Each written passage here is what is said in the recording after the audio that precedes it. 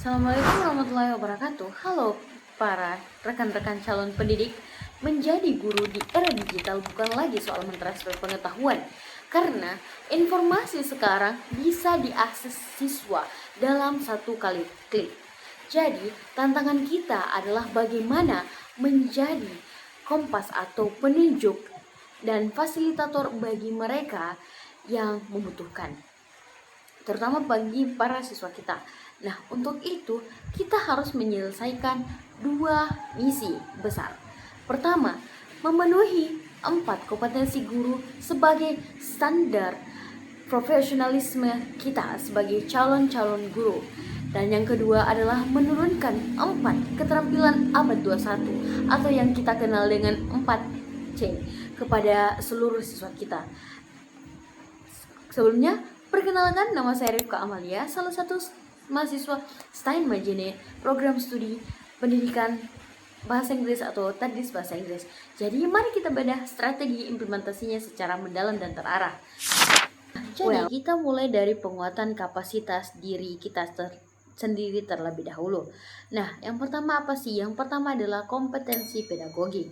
Ini bukan sekedar menyusung RPP atau modul pembelajaran, melainkan seni mengelola pembelajaran.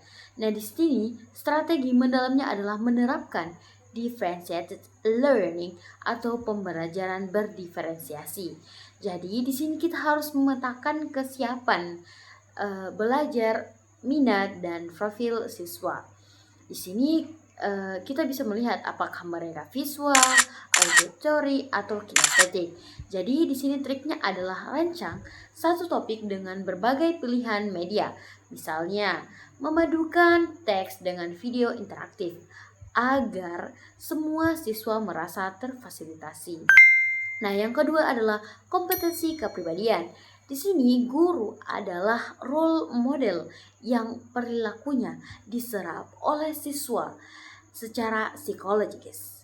Nah, di sini strategi konkretnya adalah melatih emotional regulation. Di sini emotional regulation atau regulasi emosi ya, menghadapi dinamika kelas yang tidak terduga dan butuh ketenangan.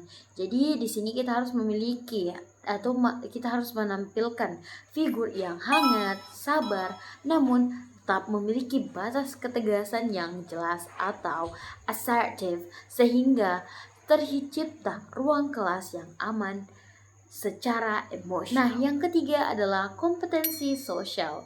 Jadi, sekolah adalah sebuah ekosistem sosial, bukan hanya panggung tunggal. Jadi, di sini kita harus mampu berkomunikasi efektif dengan siswa. Jadi, sesama guru hingga orang tua murid atau siswa kita. Jadi, tipsnya adalah asah kemampuan active listening atau mendengarkan secara aktif tanpa menghakimi. Jadi ketika mungkin saat kita akan magang atau PPL nanti, bangunlah kolaborasi dan komunikasi yang harmonis demi mendukung perkembangan kita di masa depan. Selanjutnya adalah kompetensi profesional. Jadi di sini adalah kompetensi fondasi akademik kita agar tidak terjadi miskonsepsi materi kepada siswa. Jadi strateginya adalah kita harus menguasai pendekatan TPAJK atau integrasi teknologi dalam konten pedagogi. Jadi jangan hanya tahu teorinya, tapi kita harus memahami bagaimana teknologi itu bisa mempermudah pemahaman konsep yang abstrak bagi siswa. Jadi jika kualitas diri kita sudah siap, bagaimana cara kita menularkan keterampilan abad 21 atau C4 ini langsung dalam kelas? Nah, adapun C pertama yaitu critical thinking atau berpikir kritis. Jadi di sini siswa harus dilatih menganalisis, bukan sekadar menghafal. Jadi strateginya adalah gunakan metode problem based learning. Jadi saat siswa bertanya, jangan berikan jawaban instan ya.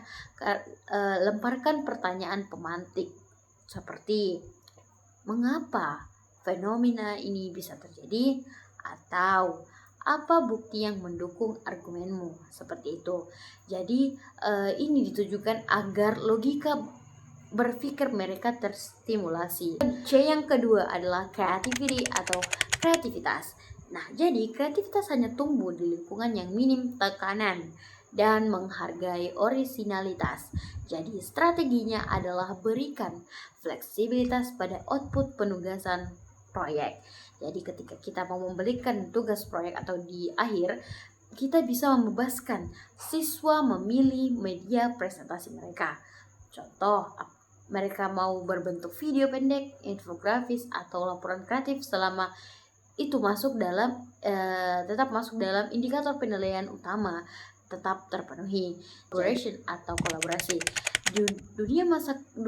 Dunia kerja masa depan didominasi oleh kerja tim, sehingga kemampuan menghargai perbedaan pendapat harus dipupuk sejak dini. Caranya, buat proyek kelompok yang dinamis dengan pembagian peran yang jelas. Gunakan metode jigsaw atau working gallery agar setiap anak memiliki tanggung jawab nyata dan tidak ada yang pasif atau sekedar menumpang nama seperti itu.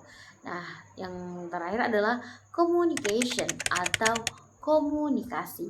Nah, ini adalah kemampuan menyampaikan gagasan secara efektif dan santun. Strateginya adalah biasakan ada sesi diskusi terbuka atau refleksi bersama di setiap akhir pembelajaran. Nah, di sini latih siswa untuk berani berbicara di depan umum, menyampaikan ide mereka terstruktur dan menyanggah pendapat orang lain secara akademis dan sopan. Jadi, para rekan-rekan calon pendidik di masa yang akan datang memenuhi 4 kompetensi guru dan menumbuhkan keterampilan abad 21 pada siswa bukanlah dua hal yang terpisah ya. Keduanya adalah siklus yang saling berkesinambungan. Jadi, guru yang kompeten secara otomatis akan menginspirasi dan melahirkan siswa yang adaptif serta siap menghadapi masa depan. Terima kasih dan assalamualaikum warahmatullahi wabarakatuh.